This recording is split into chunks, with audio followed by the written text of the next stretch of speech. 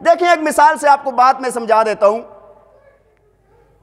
اللہ تعالیٰ نے جب سے یہ کائنات بنائی ہے نا، یہاں پر ایک اصول چل رہا ہے، ایک ضابطہ ساتھ ساتھ چل رہا ہے. جس چیز کی ضرورت زیادہ ہوتی ہے اس کا حاصل کرنا آسان ہے، اور جس چیز کی ضرورت کم ہوتی ہے اس کا حاصل کرنا انتہائی مشکل ہوتا ہے. آپ دیکھیں، اب میں مثال دیتا ہوں، جس طرح سونا چاندی ہیرے جواہرات ہیں، انسان کی ضرورت کی چیز ہے نا. دوسرا ہے انسان کا لباس ہے، کپڑے ہیں. تیسرا ہے پانی ہے. چوتھا ہے ہوا. یہ ساری ضرورت کی چیزیں ہیں. لیکن سونا چاندی سب سے زیادہ کم ضرورت آتا ہے، کم ضرورت ہے اس کی. اب اگر کسی کو سونا چاندی نہ ملے تو کیا اس کی سانس چلنا بند ہو جائے گی؟ بھائی ہمارے معاشرے، ہماری سوسائٹی کے اندر لاکھوں کی تعداد میں ایسے لوگ موجود ہیں جنہوں نے ساری زندگی سونا چاندی دیکھا ہی نہیں ہے. جوان ہوئے، بوڑھے ہوئے، اپنے وقت پر فوت ہو گئے. تو اس کا یعنی اس کی ضرورت بہت کم تھی، اس وجہ سے اس کا حاصل کرنا انتہائی مشکل ہے.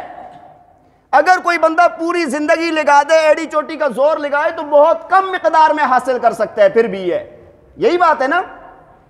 اس کے مقابلے میں دوسرے نمبر پر آ جائیں، انسان کا لباس ہے، کپڑے ہیں. یہ بھی ضرورت کی چیز ہے، لیکن سونے چاندی کے مقابلے میں اس کی ضرورت زیادہ ہے، کیونکہ بھائی انسان کو اپنا تن ڈھکنا ہے. اب آپ دیکھیں کہ کپڑوں کا حاصل کرنا بنسبت سونے چاندی کے زیادہ آسان ہے، کیونکہ ضرورت زیادہ ہے. ضرورت زیادہ ہے نا. لیکن یہ بھی ایسی ضرورت نہیں ہے کہ اگر کسی کے پاس کپڑے نہیں ہیں تو وہ بندہ فوت ہو جائے گا. ایسی بات ہے نا، کوئی مرے گا تو نہیں نا، کپڑے نہیں ہوں گے تو. آپ دیکھیں کہ بھائی جنگلوں کے اندر کئی ایسے قبیلے ابھی بھی پائے جاتے ہیں جن کو یہ کپڑے میسر نہیں ہیں، کپڑوں کے بغیر زندگیاں گزر گئی ہیں ان کی. لیکن یہ سونے چاندی کے مقابلے میں اس کی ضرورت زیادہ تھی تو حاصل کرنا آسان ہے. اور تیسرے نمبر پر آپ دیکھیں پانی ہے. پانی کی ضرورت سونے چاندی سے، کپڑوں سے زیادہ ہے، کیونکہ پانی پر انسان کی زندگی موقوف ہے. وَجَعَلْنَا مِنَ الْمَاءِ كُلَّ شَيْءٍ حَيٍّ. ہر چیز کی زندگی کا دار و مدار پانی کے ساتھ ہے. اب اللہ تعالیٰ نے نا اس کو سونے چاندی سے، کپڑوں سے زیادہ آسان کر دیا ہے کہ بھائی یہ بندہ ہر بندے کو مل جاتا ہے. اور اگر کسی جگہ پر پانی نہیں ہے، قیمتاً خریدنا پڑ جائے تو پھر بھی بہت کم قیمت پر مل جاتا ہے، بلکہ زندگی بچانے کے لیے تو کوئی فری میں بھی دے دیتا ہے. یہی بات ہے نا. لیکن بھائی یہ پانی کی ضرورت زیادہ ہے، لیکن ایسے نہیں ہے کہ ابھی ہمیں 1-2 منٹ کے لیے پانی نہ ملے تو ہم مر جائیں. 2-3 دن تک بندہ زندہ رہ سکتا ہے پانی کے بغیر. اس کے مقابلے میں چوتھی چیز ہے ہوا. اس کی ضرورت پانی سے بھی زیادہ ہے. اس کی ضرورت پانی سے بھی زیادہ ہے کہ بھائی وہاں پر تو 2-3 دن گزر سکتے تھے نا، یہاں پر 1 منٹ نہیں گزر سکتا. بندے کا سانس نہیں لے گا تو مر جائے گا. اب اللہ تعالیٰ نے انسانی ضرورت کو دیکھتے ہوئے اس ہوا کو اتنا عام کر دیا کہ عام غریب سے غریب تر انسان اور مالدار سے مالدار تر انسان جتنی چاہے مرضی سانسیں لے، ہوائیں لے. یہی بات ہے نا. تو بھائی یہ میں نے آپ کو بتایا کہ انسان کی ضرورت کو دیکھ کر اللہ تعالیٰ نے جس چیز کی ضرورت زیادہ ہے اس کا حاصل کرنا آسان بنا دیا. یہ 4 چیزیں ہیں. اگر آپ کوئی 5ویں چیز دیکھیں گے اور غور کریں گے نا، جو اس سے بھی زیادہ ضرورت کی ہوگی تو وہ آپ کو ہدایت اور ایمان نظر آئے گا. اس کی ضرورت اس سے زیادہ ہے. کیوں؟ اگر یہ پہلے والی 4 چیزیں نہیں ملیں گی تو کیا ہو جائے گا؟ مر جائے گا بندہ نا. مرنا ویسے نہیں ہے، مرنا ویسے نہیں ہے. اگر یہ مل بھی رہی ہوں گی پھر بھی مرنا ہے، تو زیادہ سے زیادہ نتیجہ یہ نکلے گا کہ بندہ مر جائے گا. اور مرنے کو تو کوئی نہیں روک سکتا. یہ حکمرانوں کی حکومت بھی نہیں روک سکتی، دولت مندوں کی دولت بھی نہیں روک سکتی، ہاں بڑی بڑی عمارتوں والے ان کی عمارتیں بھی نہیں روک سکتی.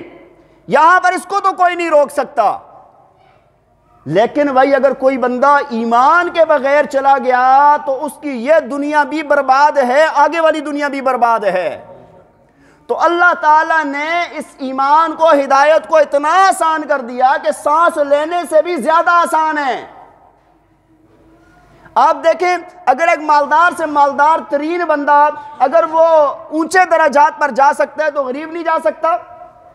مالدار نماز پڑھ سکتا ہے، غریب نہیں پڑھ سکتا. مالدار روزے رکھ سکتا ہے، غریب نہیں رکھ سکتا. اللہ تعالیٰ نے سب کے لیے آسان بنا دیا ہے، اس ہدایت کو بہت آسان بنا دیا۔ بھائی جتنا جو بندہ اللہ کی طرف رجوع کرے گا، چلنا ضروری ہے۔ ہاں وہ ذات غنی ذات ہے، زبردستی گھسیٹ کر کسی کو نہیں لائے گی، اس کی طرف رجوع کرے گا، وہ ہدایت دے گا، وہ ایمان دے گا، وہ رب ایمان اور ہدایت دے گا۔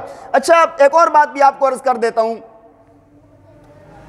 یہ جو ہدایت ہے نا، ہدایت حاصل کیسے کریں گے، ایمان حاصل کیسے کریں گے؟ اللہ تعالیٰ نے یہ طریقہ بھی قرآن میں سکھا دیا ہے۔ یہ طریقہ بھی کدھر سکھایا ہے؟ مختصر سا آپ کو بتا دیتا ہوں۔ دو طریقے رب ذوالجلال نے سکھائے ہیں کہ تم نے ایمان اور ہدایت حاصل کیسے کرنا ہے۔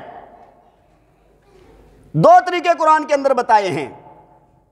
ایک طریقہ یہ ہے کہ ہدایت کس کے قبضے میں ہے؟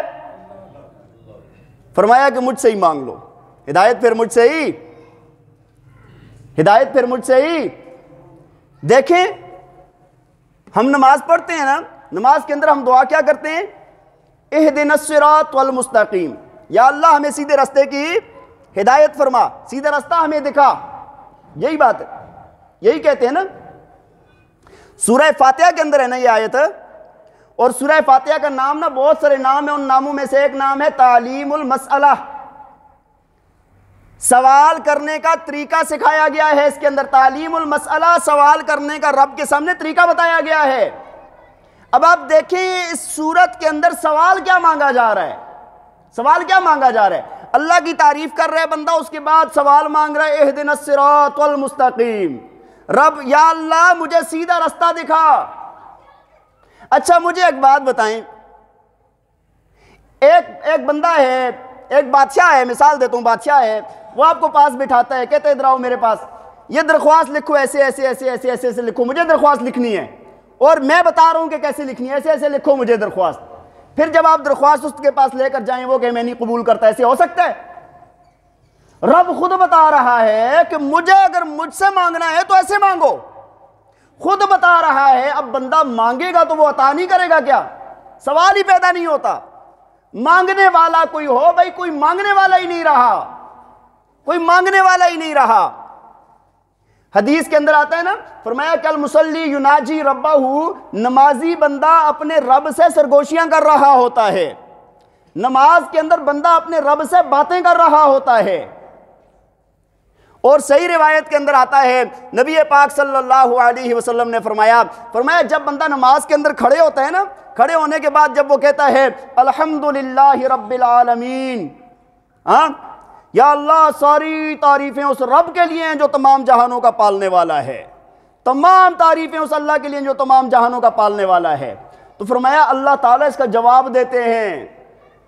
میں اور آپ نماز پڑھ رہے ہوتے ہیں، اللہ کے سامنے یہ بات کر رہے ہوتے ہیں، ہمارا رب ہمیں جواب دیتا ہے۔ اللہ فرماتے ہیں حمدنی عبدی، میرے بندے نے میری تعریف کی ہے۔ بندہ کہتا ہے الرحمن الرحیم، اللہ تعالیٰ جواب میں کہتے ہیں اثنا علی عبدی، میرے بندے نے میری ثنا بیان کی ہے۔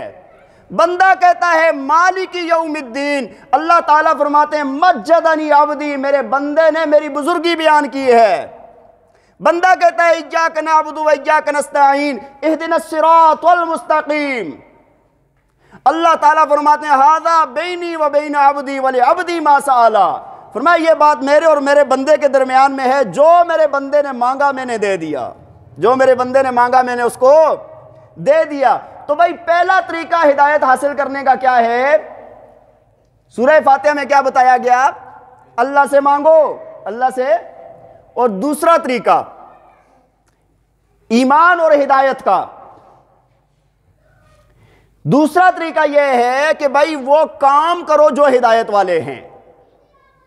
کیا کرو؟ ہدایت والے کام کرو، ہدایت والے لوگوں کے ساتھ جڑو۔ اللہ تعالیٰ نے قرآن میں فرمایا نا، فرمایا والذین جاہدوا فینا لنہدینہم سبلنا وان اللہ لمع المحسنین، فرمایا کہ جو لوگ ہمارے رستے کے اندر محنت کرتے ہیں ہم ان کے لیے ہدایت کے رستے کھول دیتے ہیں۔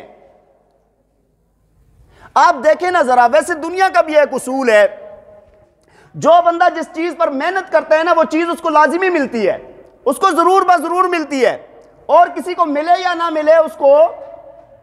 آپ دیکھیں مثال کے طور پہ ایک بندہ ہے نان بھائی ہے، روٹیاں بناتا ہے، اگر پورے محلے میں کسی کے گھر میں روٹیاں نہ ہو نا تو نان بھائی کے گھر میں ضرور ہوں گی. بھائی وہ محنت جو روٹیوں پر کر رہا ہے. ایک دودھ والا ہے، دودھ اگر پورے محلے میں کسی کے پاس نہیں ہوگا، دودھ والے کے پاس ضرور ہوگا. وجہ یہ ہے دودھ پر محنت کر رہے ہیں وہ. جو بندہ ہدایت کی محنت کرے گا اور کسی کو ملے نہ ملے اسے ضرور ملے گی. آپ دیکھیں انبیاء اللہ تعالیٰ نے 1,24,000 انبیاء بھیجے ہیں، اور روایات میں آتا ہے بعض نبی قیامت والے دن اس حال میں جائیں گے کہ ان کے ساتھ ان کا ایک امتی بھی نہیں ہوگا ماننے والا. مانا ہی کسی نہ نہیں ہے، ایسے نبی بھی ہوں گے. فرمایا لیکن دیکھیں آپ، لوگوں نے تو نہیں مانا لیکن وہ سارے کے سارے نبی ہدایت والے تھے کہ نہیں؟ محنت جو ہدایت کی کر رہے تھے. یار بات سمجھ آ رہی ہے کہ نہیں؟ تو بھائی ہدایت والی محنت کرنا شروع کر دے انسان. دوسرا طریقہ ہدایت حاصل کرنے کا، ہدایت والی محنت کرنا. تو یہ دو طریقے بتائے گئے ہیں، ایک تو اللہ سے مانگنا اور دوسرا ہدایت والی محنت کرنا. اور قاری صاحب ایک بڑے مزے کی بات فرمایا کرتے ہیں، مفتی محمود الحسن شاہ صاحب ہیں نا، ان کی بات نقل فرماتے ہوتے ہیں ہمارے قاری صاحب. فرمایا کہ ہر چیز والے سے ملتی ہے. ہر چیز کس سے ملتی ہے؟ فرمایا دودھ والے سے ملے گا. بات سمجھ آ رہی ہے کہ نہیں؟ روٹی والے سے ملے گی. تو فرمایا اللہ بھی اللہ والوں سے ملے گا. اللہ بھی کس سے ملے گا؟ اللہ. تو بھئی اللہ والوں کے ساتھ جڑ جانا، اللہ والوں کے ساتھ تعلق قائم کرنا، اللہ والوں کی مجلسوں کے اندر جانا، ان کے ساتھ بیٹھنا، یہ اللہ تک پہنچانے کا ذریعہ ہے. یہ اللہ تک پہنچانے کا ذریعہ ہے. تو بہرحال بھائی پوری بات کا خلاصہ یہ ہوا کہ بھائی ایک بات میں نے آپ کے سامنے عرض کی تھی کہ بھائی اللہ تعالیٰ نے نا پوری کائنات میں سب سے قیمتی چیز جو پیدا فرمائی ہے وہ ہدایت اور ایمان فرمایا ہے، اور پھر اس کو رکھا اپنے قبضے میں ہے. کوئی کسی اور کو اس کا ٹھیکیدار ہے؟ زبردستی کوئی کسی کو ہدایت نہیں دے سکتا. اور تیسری بات میں نے آپ کے سامنے یہ عرض کی کہ بھائی اس ہدایت کو حاصل کرنا انتہائی آسان ہے، کوئی مشکل ہے. اور پھر ہدایت کو حاصل کرنے کے طریقے بھی دو میں نے آپ کو عرض کر دیے کہ بھائی اس ہدایت کو جو ہم حاصل کریں گے، ایک تو اللہ تعالیٰ سے مانگیں گے، اور دوسرا طریقہ کیا ہے؟ ہاں جی، ہدایت والے کام کریں گے. اللہ تعالیٰ ہمیں ایمان اور ہدایت عطا فرمائے، اور اللہ تعالیٰ ہمارے ساتھ خیر اور کرم والا معاملہ فرمائے، اور اللہ تعالیٰ ہمیں ہدایت پر قائم رکھے اور ثابت قدم رکھے، اور اللہ تعالیٰ ہمیں ہر طرح کی برائیوں سے، ہر طرح کی مصیبتوں سے اللہ تعالیٰ ہماری حفاظت فرمائے. بھائی بہت سارے ہمارے ساتھی بیمار ہیں، دعا فرمائے اللہ تعالیٰ سب کو صحت عطا فرمائے. اور بہت سارے حاجت مند ہیں، اللہ تعالیٰ سب کی نیک جائز حاجات پوری فرمائے. اور بہت سارے ساتھیوں نے دعاؤں کے لیے کہا، کوئی یہاں کے، کوئی دور دراز کے، تو آپ حضرات دعا فرمائیں کہ اللہ تعالیٰ ان کو صحت عطا فرمائے. ہمارے ایک ساتھی نے، جاننے والے تو نہیں ہے، دور دراز کے، رات کو بھی کدھر فون کیا، بڑے زیادہ بیمار ہیں، ان کے لیے دعا کریں کہ اللہ تعالیٰ ان کو صحت عطا فرمائے. اللہ تعالیٰ ہمارے ساتھ کرم والا معاملہ فرمائے. وآخر دعوانا ان الحمد للہ رب العالمین.